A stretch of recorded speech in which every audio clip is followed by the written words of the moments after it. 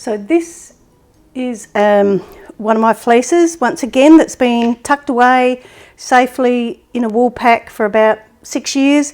This one's an English Leciester Merino cross. That's a bit of a short cut, second cut. That's the fleece, that's the staple length.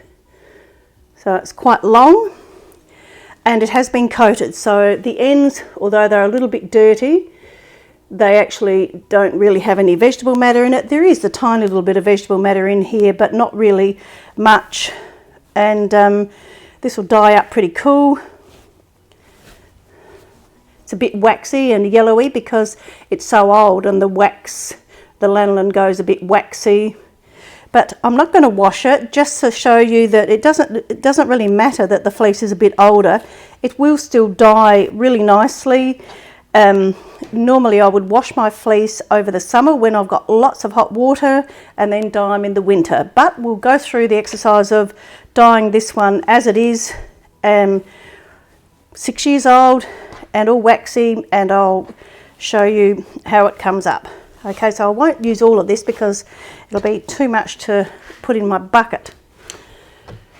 Put it in my mesh bag. I particularly use the mesh bags because they're easy to handle. You can just lift the whole bag out of the water and drain it without actually trying to catch little bits of fleece. It does keep it together a little bit more. Of course the zip's broken. They've been used so many times, the zips don't last forever. Put my good little elastic band on there, rubber band on it. And then on this water, sorry, I should have gone through that. This water has got the surfactant, the fixative A, but you could use a dishwashing or a washing liquid as long as it doesn't have the enzymes added. If that's all you've got is an enzyme added one, just don't leave it to soak too long. About half an hour should be enough, just to make sure it's all wet.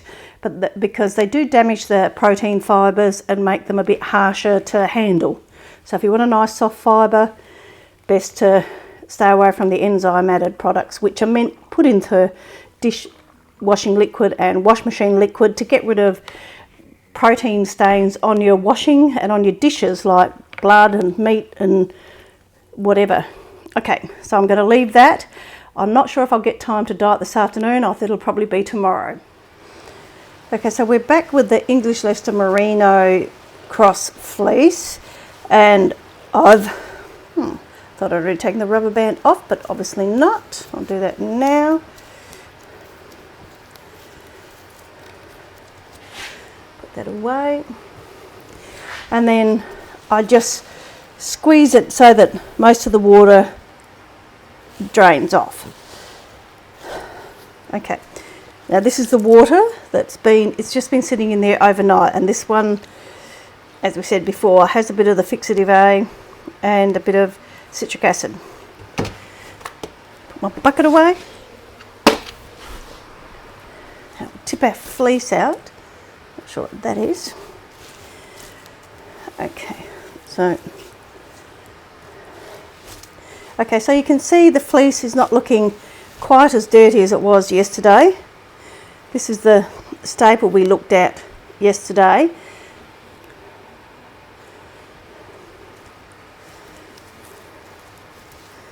I just spread it out a bit so that we can put the dye on.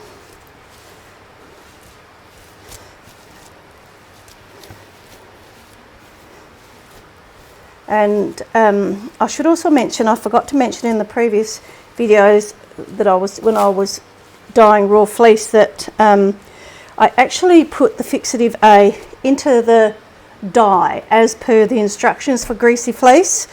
So I'm not relying on just what was in the soak water to make sure it sets and penetrates into the fibre. There's a little bit of vegetable matter in here, but I'm not going to let it worry me too much. Okay, right. So today, this fleece here, this is a white fleece. Where was that thing? I'll show you. This is the tip of the fleece.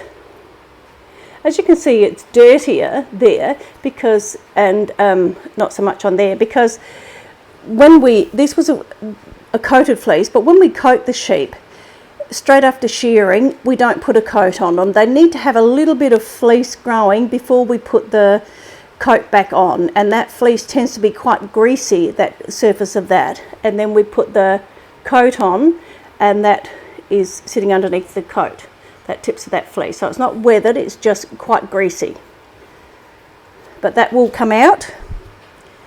Now we'll start with yellow. So we're using yellow, turquoise, purple, rubine and orange on this fleece.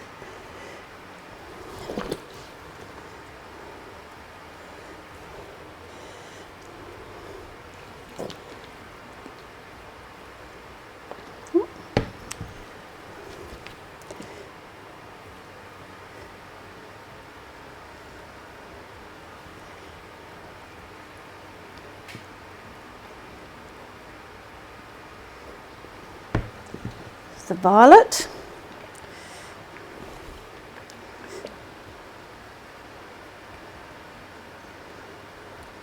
and again I have been thinking about the colours I'm putting together. I know that the yellow and the turquoise will make a chartreuse colour there at the join when it's blended. These two here, the purple and the turquoise, or the violet and the turquoise, will make just another shade of a violet there, so that's a good colour. The rubine and the violet will just make a more of a blue violet, a slightly different shade of violet. So that's a good colour there.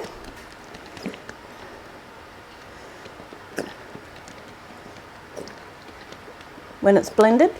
And lastly the orange, and the orange will make, the orange and the rubine will just make a slightly different shade of red, or an orange, more of an orangey reddy colour than on its own.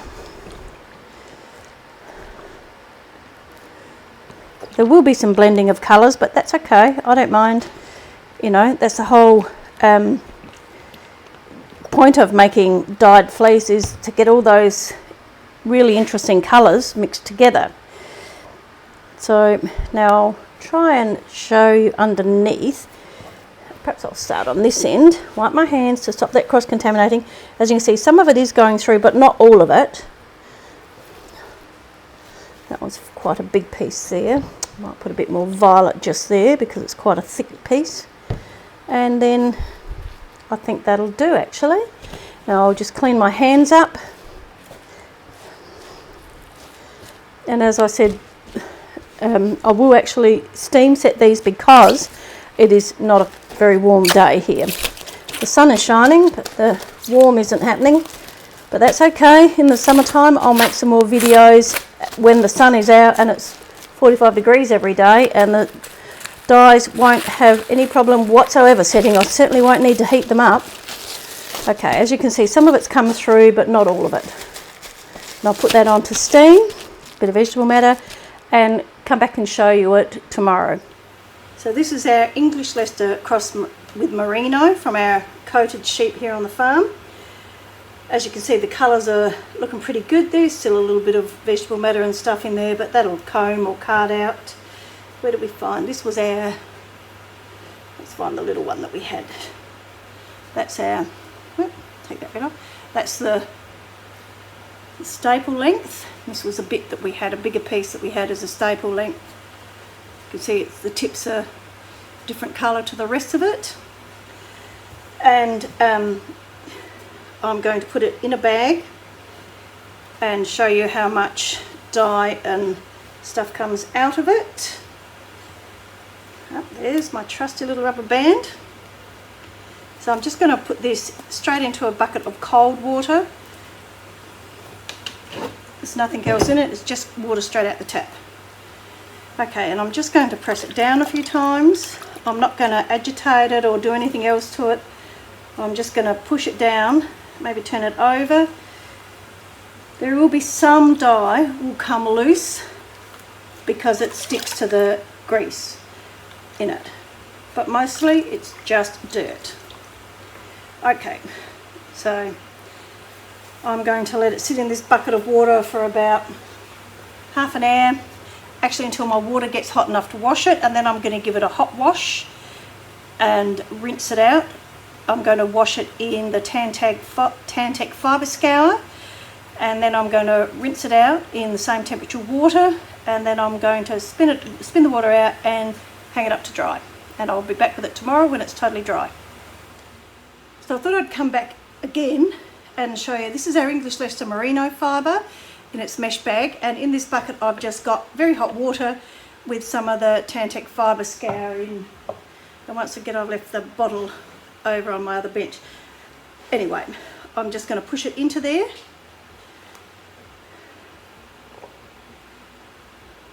I don't know if you can see the steam coming off it, so it's very hot water. I'm just going to push it in and make sure all the fibre gets washed. And then I'm just going to leave it in there for about 10-15 minutes with my clever little doodad, which is like a broomstick thick down, and I'll leave it in there for about 10-15 minutes and take it out while the water is still very hot to make sure all the grease and lanolin washes away with the water. So this is our English Leciester Merino cross fleece that we dyed, and as you can see, it's almost perfectly dry. It's not 100% yet, so I'll leave it a bit longer. This was our bit that we showed you before, one staple, and it's sort of got a bit of a mix of colours on it. It's got a bit of rubine on the ends and orange in the middle and a bit more rubine. Same with this one. The colours are pretty cool actually, aren't they? The purple, I call it purple, I'm sorry, it's actually violet.